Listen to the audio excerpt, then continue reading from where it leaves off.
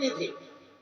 क्यों भैया, जब मुचकुंद जब कालियावन के साथ में आए हुए जरासंध के साथ भगवान युद्ध लड़ रहे हैं, तो कालियावन के सामने युद्ध का मैदान छोड़कर क्यों भग रहे हैं? क्या कारण है? तो भगवान कहते हैं ये सामने खड़े हुए सारे ब्राह्मण सैनिक के कपड़े पहनकर खड़े हैं, मैं युद्ध नहीं लड़ूंगा। भगवान ने इतने में तो दाऊ जी बोल दिए, कन्हैया हंसकर बोले, अरे मेरे को समझा रहा है कि सामने ब्राह्मण के कपड़े पहनकर सैनिक खड़े हुए, सैनिक के कपड़े जो पहने वो ब्राह्मण है।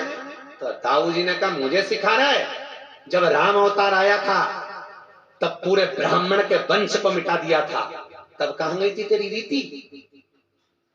तब रीति कहां गई थी?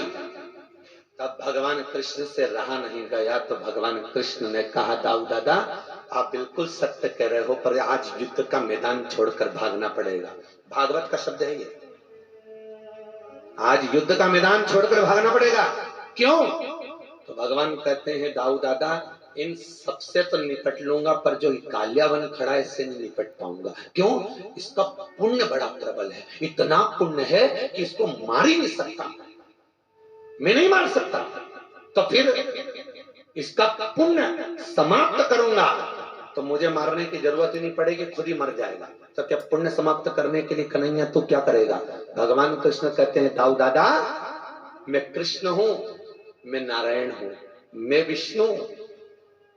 मैं जब भागूंगा तो कालियावन मेरे पीछे भागेगा, मेरी पीठ देखकर भागेगा, और जब मेरी पीठ देख लेगा तो जितना पुण्य दान सत्कर्म करा होगा वो एक क्षण में समाप्त हो जाएगा, एक क्षण में। इसलिए हमारा हिंदू धर्म शास्त्र कहता है कि मंदिर के आगे प्रणाम करिए, मंदिर के पीछे नहीं, क्योंकि मंदिर के आगे धर्म है और मंदिर के पीछे पीठ पर अधर्म का निवास करता है। इसलिए हम जब पीछे प्रणाम करते हैं तो दिन भर में हमने जो दान पुण्य सत्कर्म करा होता है वो सब समाप्त हो जाता है। उसकी कोई परिभाषा।